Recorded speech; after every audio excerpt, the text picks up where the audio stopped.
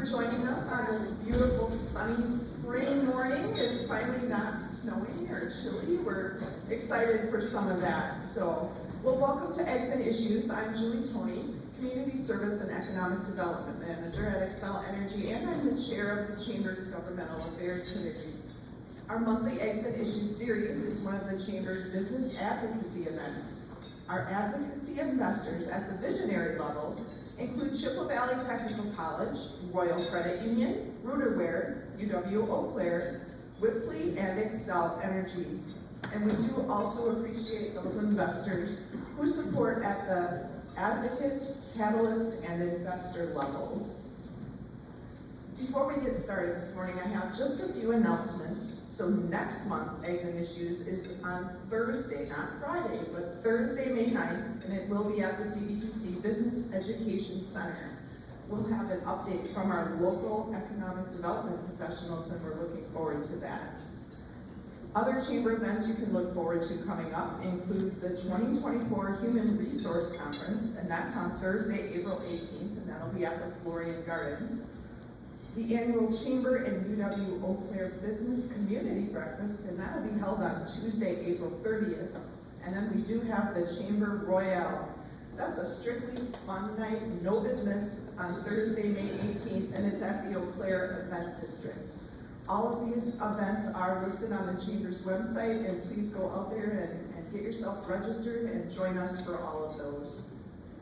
So we do also want to take some time this morning to recognize our elected public officials who joined us this morning.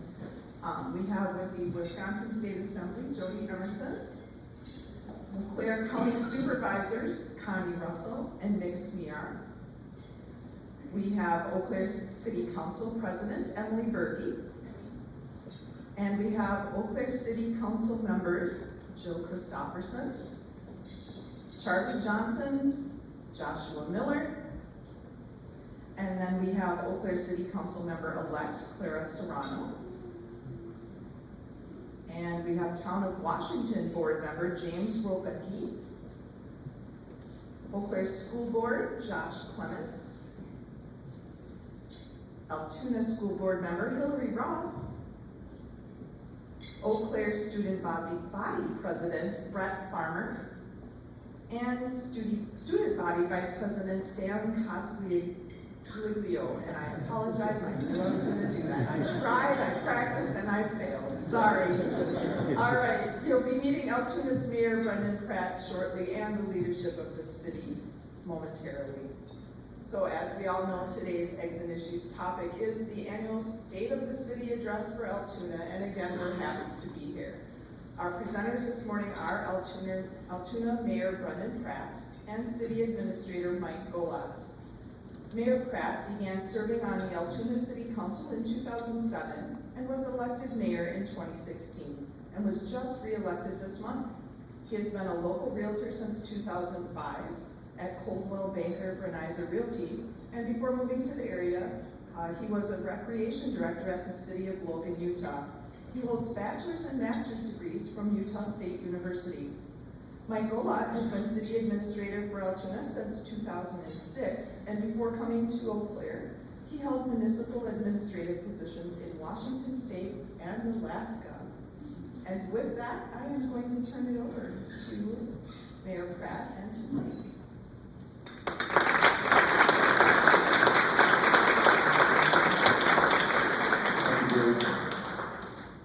Good morning, everyone.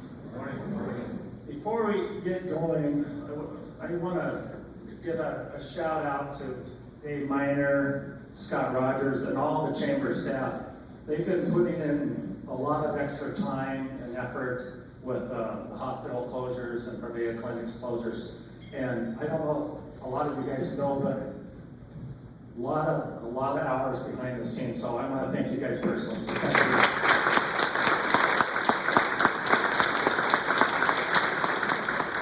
All right, we've got some city council members, don't have them all here. I'd like to introduce Dale Stuber over there, Matt Barron up there. We've got, is it Caitlin? Did I see Caitlin come here this morning? I haven't seen her, but she was supposed to be coming, but apparently her kids got her away. And then Sue right there. All right, we do have a few of our city council, our employees here this morning. Police Chief Kelly Bakken, right there. We've got Fire Chief Mark Rennerman. All right. And then we've got Assistant City Administrator Roy Atkinson. And, oh, he's over there. Yep. He was momentarily gone from the city, but he's back. Yep. And then Recreation Supervisor Aaron Turner. I think I've got all the city employees here. All right, the day has come. After 12 years, we are ready to announce mission accomplished on River Prairie.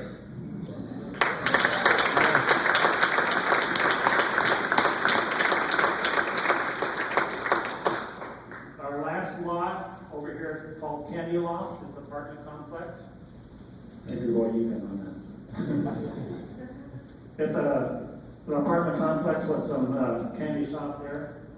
But that was our last lot available to build here, and he's 80% done there. We do have one lot across the street behind WMP that's been sold, but all the lots have sold. Everything's done. As you can see, the before and after pictures, and if you were around 12 years ago, this place, this area, actually right in this area, was wooded. A lot of people are using it as a dump site. A lot of old mattresses, trash and stuff. So it's great to see that transform from what it was to what it is now. So we're extremely excited about being done with this project, and then the fruits of this project are that we're ready to close this TID. We're ready to close it early. The city council, and we've had a lot of discussions, the TID could be actually closed this year. But what we've decided, and by a state law that allows us to extend the TID for just 1 year only, we can extend it 1 year, and by extending it 1 year, those taxes generated in that year can be used for affordable housing fund. So by doing that and extending it into next year, the current estimate that will be generated from for that affordable housing fund is roughly $6 million. So just imagine.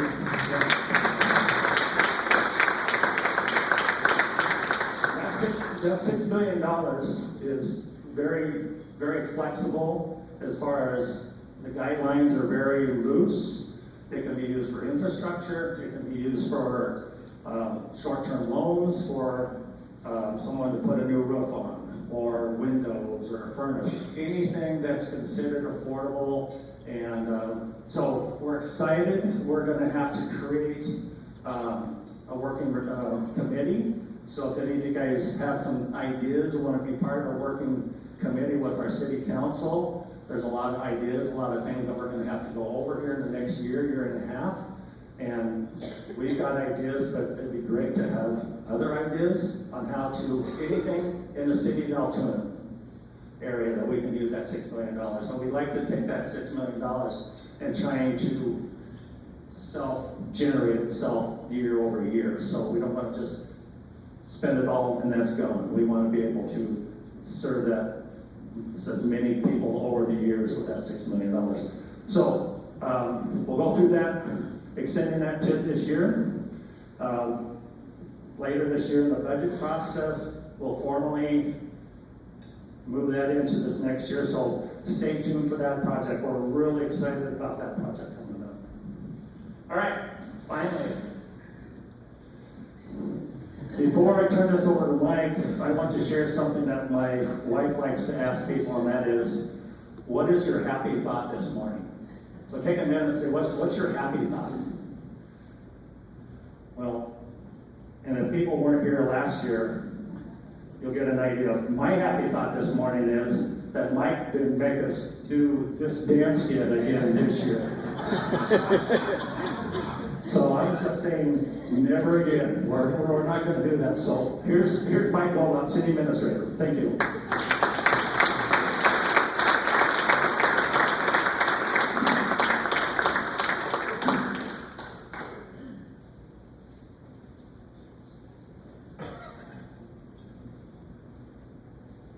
Check, check, check, check, check.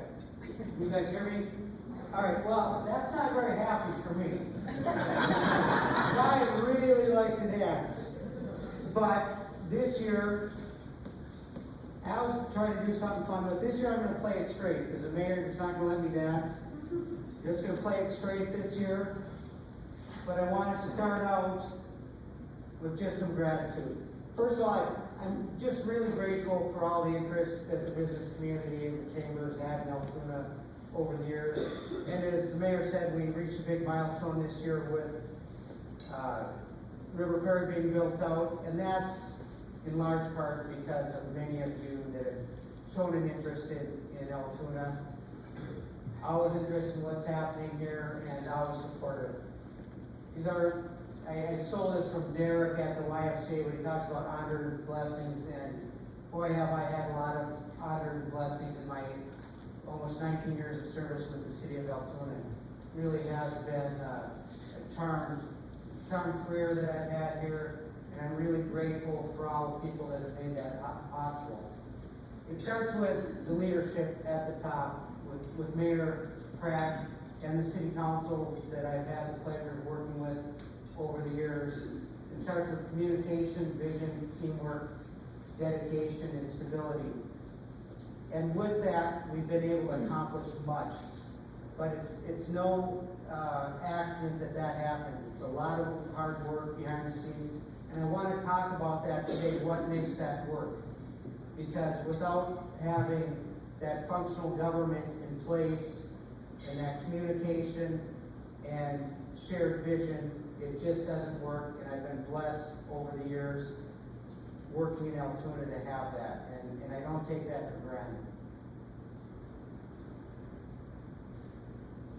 I'm also very thankful for the employees that I get to work with, sorry. I'm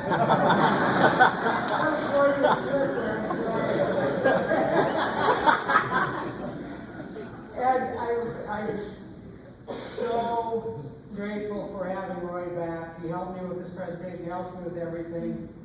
Everyone's glad to have Roy's smiling face back in the office. But it really is a true pleasure to work with such a great team. Again, they buy into this shared vision, they take ownership, they're hardworking, and without them, and we really are a small staff. We have 45 full-time people. We're growing tremendously. Everyone's trying to keep their head above water, and we just keep moving. So, the other thing I'm very grateful for is the election of Mayor Pratt. He had tough competition from this guy named Rigging or Wrighton, whatever his name is. But he still managed to get 97% of the vote, which is, I am very grateful. Mayor, not only is he an amazing leader, but he's been a good friend to me. And we take a walk almost every day at River Prairie and have a good laugh every day, which just makes life so much more enjoyable. So, the other person that I'm thankful for is Taylor Swift. Now, she's had a busy year, and you've probably heard a lot of conspiracy theories. But I have unequivocal proof that what she's really been working on is not trying to get Joe Biden elected this past year, but it was working on the mayor's campaign. She had the Eras Tour, she went to a lot of football games, she won a Grammy, made the billionaires list, and then there's all these unfounded conspiracies. You probably saw some hard-hitting Fox News stuff on that. But really what she's been focused on is the mayor's election. And I've got unequivocal proof to show you. But I need your help. So this is audience participation. So when I say coincidence, you say I don't think so. So let's practice here for a second. So coincidence? I don't think so. Okay, all right. So there's a little bit of Taylor Swift trivia in here and mayor trivia. Okay, so what's the mayor's profession? Realtor. All right, there he is. One of the top realtors in the whole area. Actually, with Coldwell Banker, I think he's in the top in the whole United States. So pretty cool. It's a go-getter. Now, If you look at Taylor's lyrics, they reference home 146 times. Such things as the lips I used to call home, right? So is that a coincidence? I don't think so. Neither. So what year was Altoona founded? Does anyone know? Anyone know? Come on, employees. 1887. 1887. And what's Travis Kelce's number? 87. Now, is that a coincidence? I don't think so. I don't think so. Now, what's Taylor's favorite TV show? Does anyone know? Friends. Well, actually, it's an old one. She likes to watch reruns. It's Magnum PI. And who is the Midwest Magnum PI?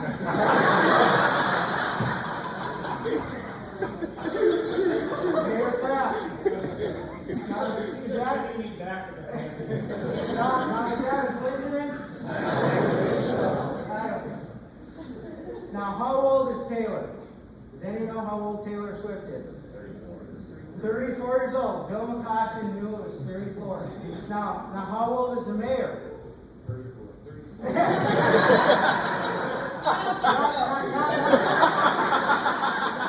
Not 34. He's 67. Now that's not double 34, but next year it will be. Now is that a coincidence? I don't think so either. So the big question though is why is Taylor Swift endorsing the mayor and spending all this time this past year getting the mayor elected?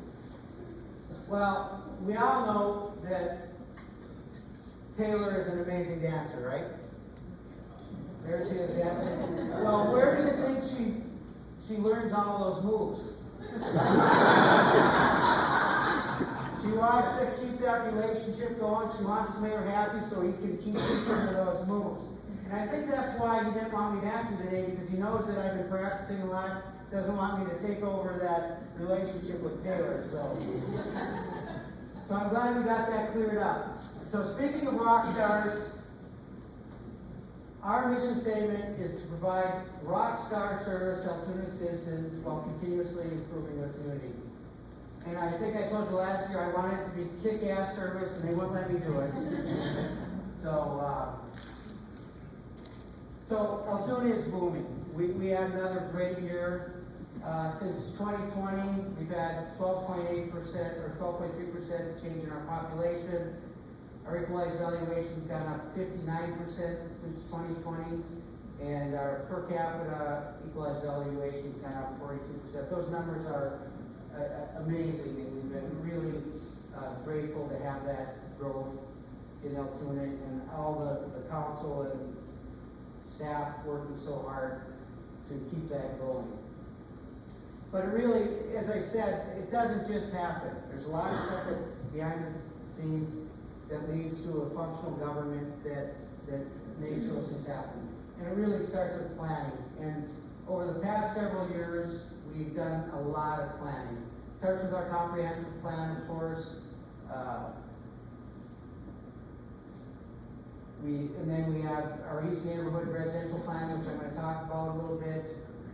Space needs analysis, an energy action plan, downtown framework plan, and a place plan. And really grateful to have the planning professionals here. And Josh is here, coming back to visit. He started the comp plan. It's a 2-year process, a lot of public input. Now we have Taylor there. But everything needs to tie together, because we need a shared vision, shared direction to make things work. And after doing all that, we have strategic planning to establish priorities based on those planning documents, which then goes into our work plan and our budget every year. That strategic planning is critical to making sure that we're all on the same page. That's a team of leadership from staff, along with council and other key stakeholders that put that together and establish what those key priorities are. But amidst that priority setting, there's always challenges. And municipal government and really businesses, as you know, face a lot of common challenges. Some of those are the rising costs, and these are, we took some representative things of what we buy. In 2018, a police cruiser cost $45,000, now it costs $70,000. Water main was $41 a linear foot, now it's $75 to $225 a linear foot. Concrete was $119 a yard, now it's $160 to $210. Those are just indicators of this climate that we're facing with rising costs, and that's just a small sample of everything that we're up against. Of course, affordability of housing, as the mayor said, that's a strategic priority of the city, and you can see from 2019 to 2024, it's gone from 183,000 to 299,000 for the average home value in Eau Claire County. That is remarkable, and it's really becoming a crisis, and something that we're very active in addressing to the extent that we can. And I think closing the TID and council deciding to put the $6 million towards affordable housing, which, as the mayor said, we want to be sustainable over time. We don't want to just spend that. We want to establish a fund that will, given this unique one time in history, that we'll be able to keep that going for many years to come. We've also had some development headwinds over the past couple of years. For the most of the time I've worked here, development was welcomed with open arms. But as we've pushed to the edge of the cities and there's been annexations by landowners, we're getting pushed back because the people that have made their homes in the townships at the edge of the city, did that for a reason, because they like that more rural feeling. Now the more urban development is moving towards it, and I get it. And as I told Janelle Henning, if I was in her position, I would be doing everything I could to try to maintain that for their residents. But I'm going to talk about a little bit why I think it's important that the comp plan reflects a more density in the city, and why that's good for our region overall. But this is real, and again, I get it, and it's something that we've had to work with and deal with over the past couple of years. Also, our demand for services is going up considerably. Just from 2022 to 2023 at the police department, went from 3089 to 3845. I mean, again, remarkable growth, which equates to demand for service and pressure on our employees. Fire, 2020 we had 1,057 calls, and 2023 we had 1,472. Again, very significant growth that we're dealing with. Infrastructure, 2022 we pumped 256 million gallons, and in 2023 312 million gallons. Again, just incredible growth, and that we need to keep ahead of. We've also had everyone, you guys are very much feeling this, I'm sure, recruiting and workforce challenges in all areas. And the council took some significant steps with regard to implementing a classification and compensation study and our union contracts. It took steps to make sure that we're staying on the front edge of being able to recruit people. And then, of course, all that is in the context of levy lids. And Roy made this very scary. But the thing with levy lids is, we have the most draconian levy lids in the country. But also, I understand the pain that people are feeling with taxes as well. So there's this balance. We want people to move to our community. We want to keep our taxes relatively low, but we're doing it in this environment that sometimes does hurt us.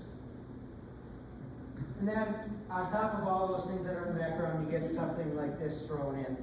And we've been spending some time on this, but not nearly as much as the chamber staff, who's been doing, as the mayor said, doing an amazing job.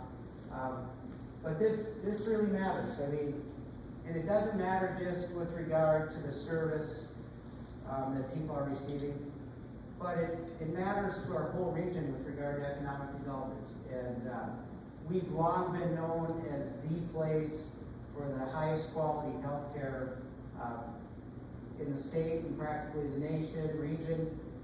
And this hurts when people talk about, especially the way the demographics are changing, people are aging, they want to be close to good services. And we need to rebuild this, we need to get this on track, because beyond the service that people are not receiving, it's really important for our area overall.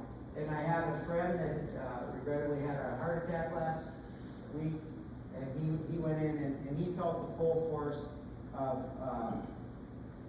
the overcrowding of the hospitals. So it's real. So one of our strategic priorities that I want to talk about and kind of what we're doing is identifying opportunities for economic growth.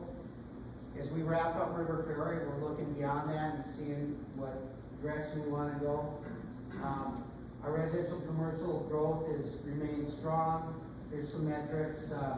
Our mix is also getting better. We've long been thought of as a bedroom community to Eau Claire, but over the past 20 years, we've done a lot of commercial and industrial development. That mix is getting better. But we've had strong years over the past few years in residential commercial growth.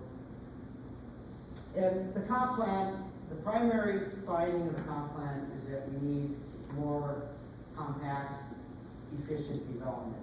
And this age of the Euclidean zoning, we need to shake that up. And Eau Claire is working at updating their ordinances at the same time we are. We have the same consultant that's doing that.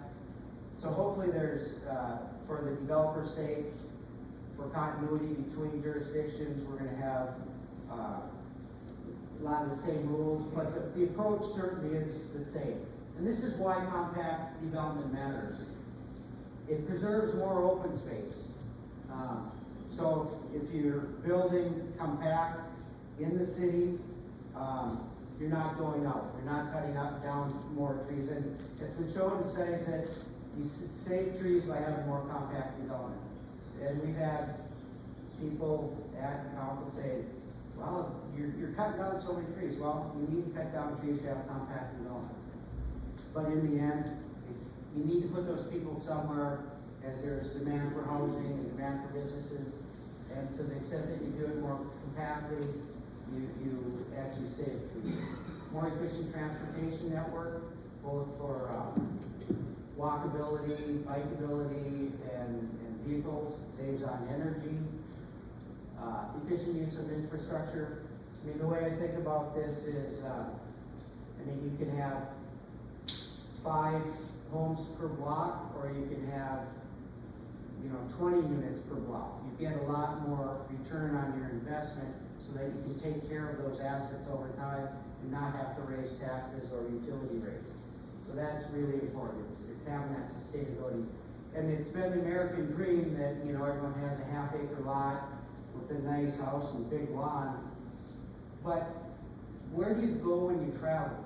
You don't go to visit a suburb. You go where the action is. You go where there's more people and more interesting things happen. I just got back from Nashville, and you talk about people, but that's because, and I'm looking at the development they're doing there and what's possible. And we don't live in Nashville, I'm not suggesting that, and we don't want to.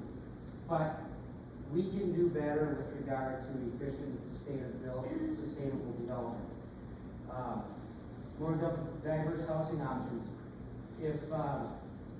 If we develop at an acre or a half acre density, who's gonna be able to afford those $500,000 homes? We have 1.2 billion in valuation in 4.9 square miles. And I think the town of Washington has 57 square miles. They also have about 1.2 billion. So it makes a difference. Density makes a difference.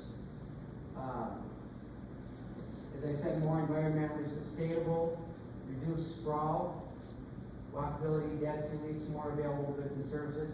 Again, where do you travel? You travel where there's a lot of people, a lot of businesses, a lot of fun to be had. Supports an increased tax base for sustaining general fund services. And again, with levy lids, that's a hand we're dealt, right? We have to grow or we die because the cost of doing business keeps going up, and you're only able to levy for that new growth. So this is probably the most important slide that I'm going to present today. This stuff's really important, and with the update of our comp plan, this is what we're trying to implement, and we'll get some pushback, and I understand why, but there's a solid basis, and council's been on board, and I'm really grateful for that. Here's we bought 80 acres out across from Accent Paints. We put an RFP out for interest. We haven't got, we didn't get a response to the RFP, but we do have interest in this. We're working with a couple of developers on some different ideas. But to me, this is, can be a demonstration project of what is possible. We're working with, let's see, Darren Power and Oakland Energy on a sustainability or a microgrid project out there to hopefully be able to really make this thing sustainable from an energy perspective as well. But implementing all best practices, mixed-use development, affordable housing, probably leverage some of those TID money to do that. We also have the Whitetail Woods development. This was an annexation at the edge of town. And this is probably the one we're getting the most pushback on. And again, I get it. People out there, you can see the nice, beautiful lots, and it's going to be higher density development adjacent to them. And again, no argument here, but there are a lot of good reasons why it makes sense.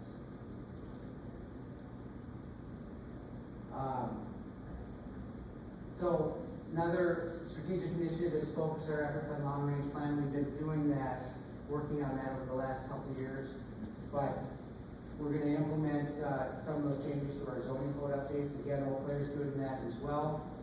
The same consultant, same approach generally. Implement our space needs program, and we're doing a lot with this right now. We had a space needs analysis done a couple of years ago that identified about, I don't know, $50 or $60 million in projects that needed to be done. First priority was to accommodate growth in our public safety department, also our public works department, parks. Our city hall is pretty much out of room, as is our library. But there's a lot of really good things that have happened in that space that,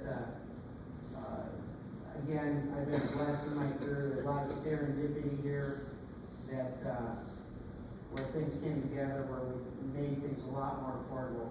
First of all, the county public works or roads department moved, making their large facility available. We purchased this for $1.2 million. Best deal in town. Thank you, Catherine. No, but I mean, really, it was a good deal for them, also a good deal for us. But it allowed us to move our public works operations over there from Bauer Street, as well as our parks. Gives us a lot of room for growth. We may be able to use the back part of that to extend, Center Park. Also, the police department, we received a $1.3 million grant, to do an addition onto the police department. That was through the neighborhood investment funds, some COVID money, so we're able to save money there. That work has just been initiated, includes also a state-of-the-art exercise facility for police and fire. But what will happen here is that police will stay here, and then fire will move to the Bauer Street building that was vacated by Public Works, which is here. And we just went out for a bid on improvements to that building. It's about $500,000 in work. So we're gonna have our police, fire, and Public Works addressed for probably about $2 million, which is pretty incredible. Really a lot of good things happening and coming together there. We are looking for a more central location for fire long-term as we grow to the east and south. We're gonna need a more central location. They're actually splitting out. They're gonna keep one truck at the new Public Works facility, the Old County Road Shop. So we'll actually have better coverage than we have right now.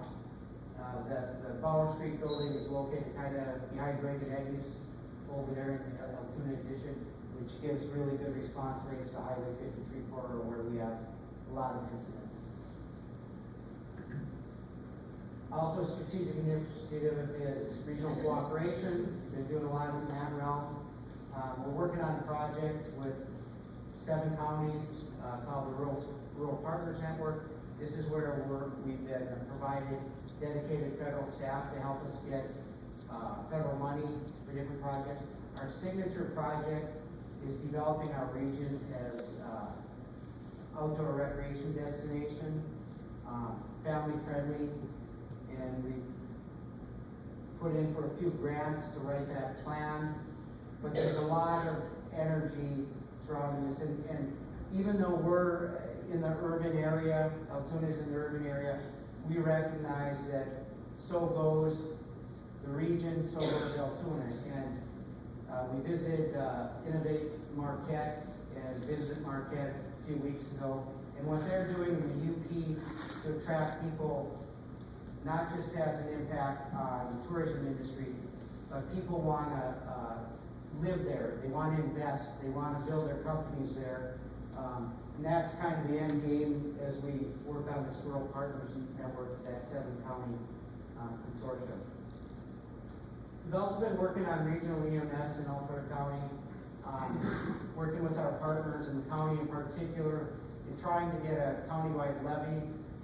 You can levy outside of the lid limits for EMS. We're kind of coming to a crisis here with EMS.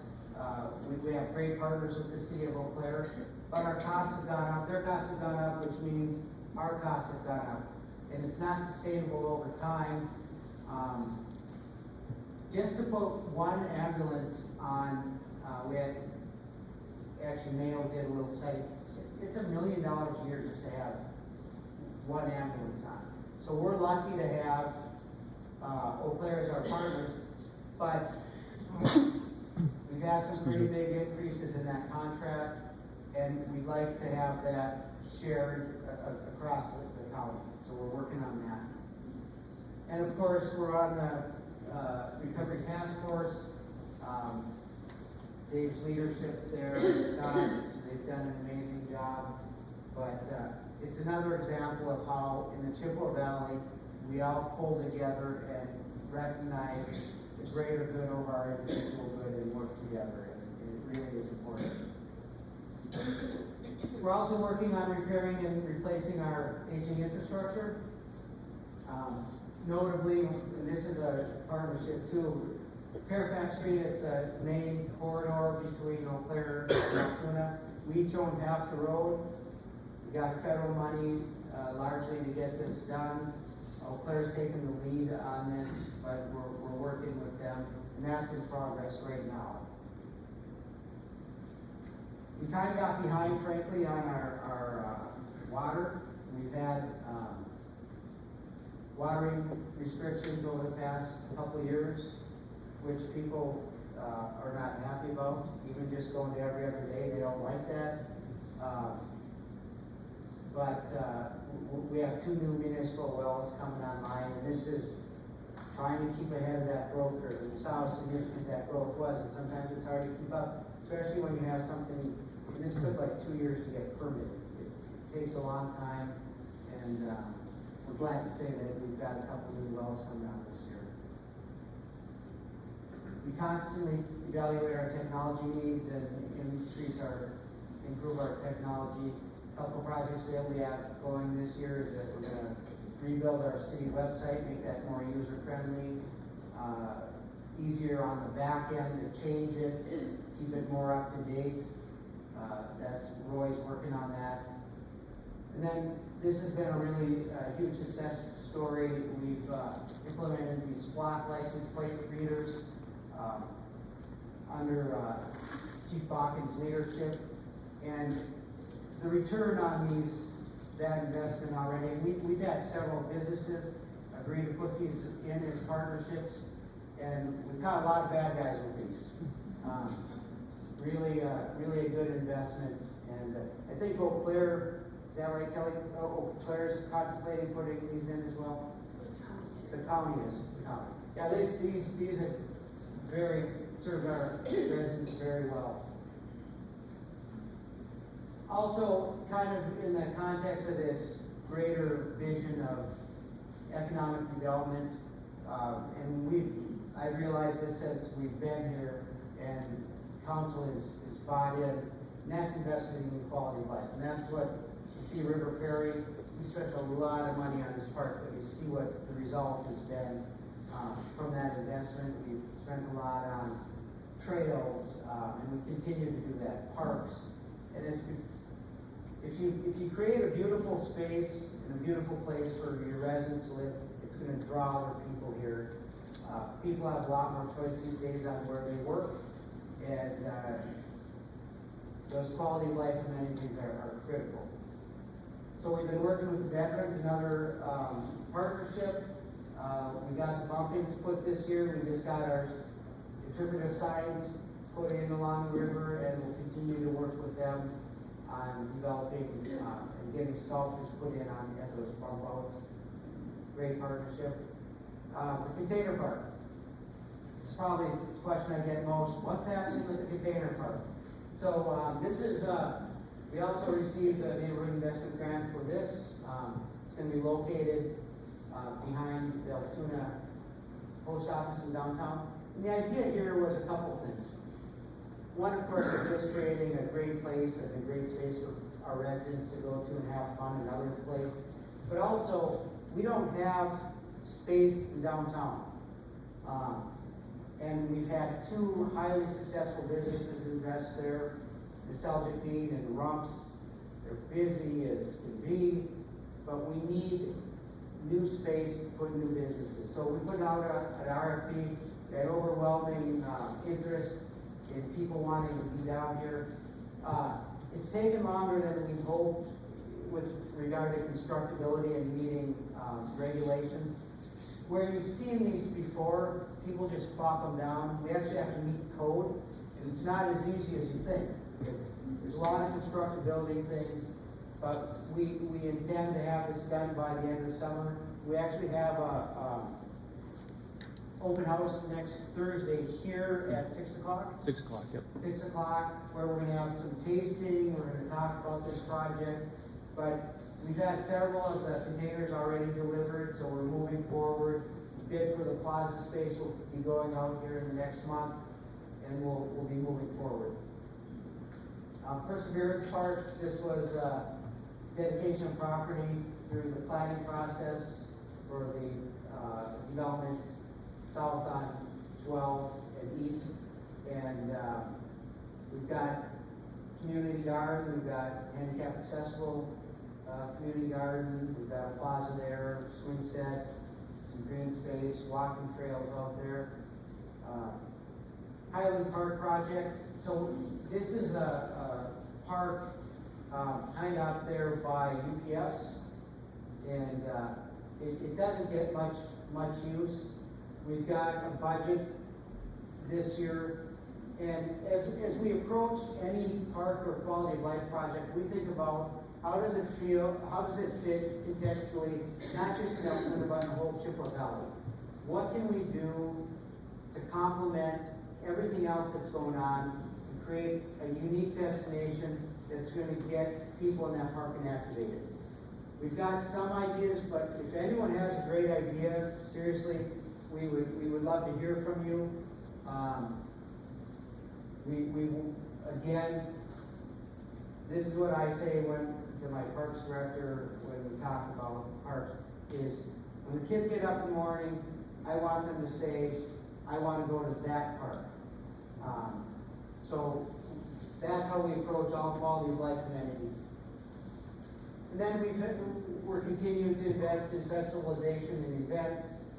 River Prairie Pumpkin Festival, River Prairie Celebration of Arts, which is coming, which is another partnership with EDC. I think that's May 8th, is that right? 11th. May 11th, I'm not right, okay. Independence Day celebration, holiday events, Frosty Fun Series, and of course the Mayor's Music in the Park starts first week in June, goes through the end of August. Mondays, Kicking and Country, Wednesdays, Rockin' on the River, and you know, another thing I'm very grateful for, all the planning that you do, you just never know how it's going to turn out, right?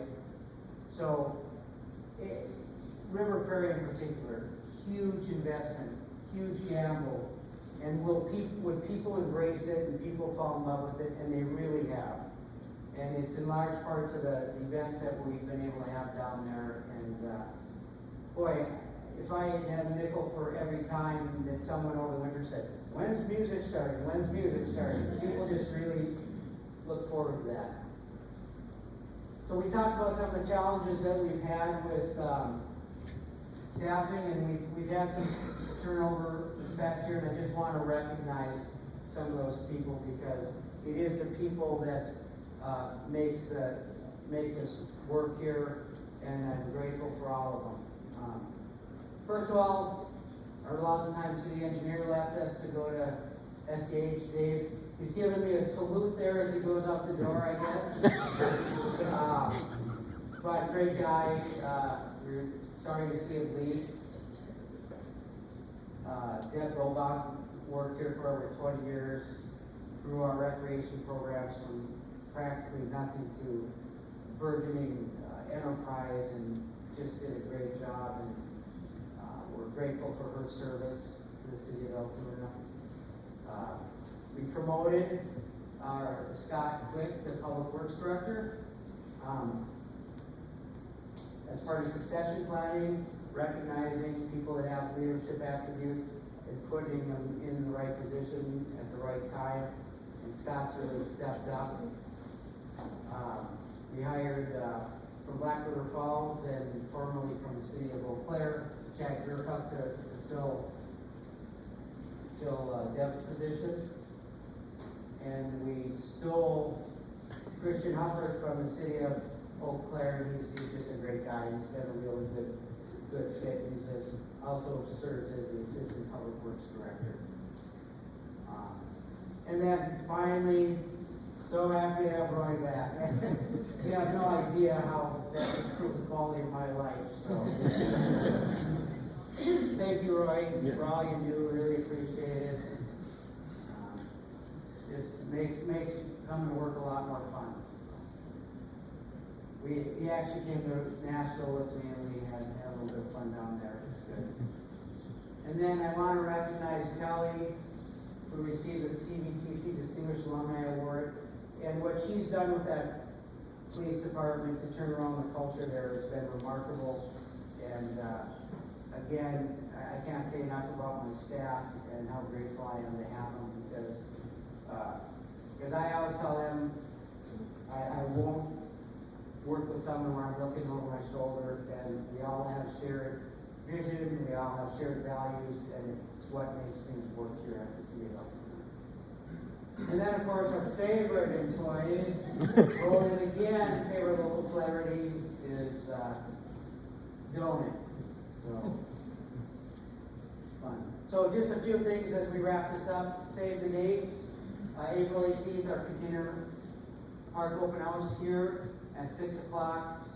May 11th, celebration of arts. Rockin' on the River starts June 5th. June 6th, there's City Days. June 10th, Kickin' in Country kicks off. We got our Altoona Independence Day celebration, which is always a Saturday before the 4th. And again, that's recognizing that we don't live in a vacuum here. Eau Claire has theirs on the 4th. It made no sense to have them both on the same day. So we changed that. And then, of course, River Prairie Generous Pumpkin Fest, last 4th Saturday in September. And then we're also working on really getting ramped up on Halloween this year. So more to come on that.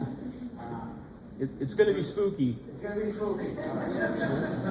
So, any questions? I just want to thank you again all for attending and for your interest in Altoona and all we're doing here. So thank you.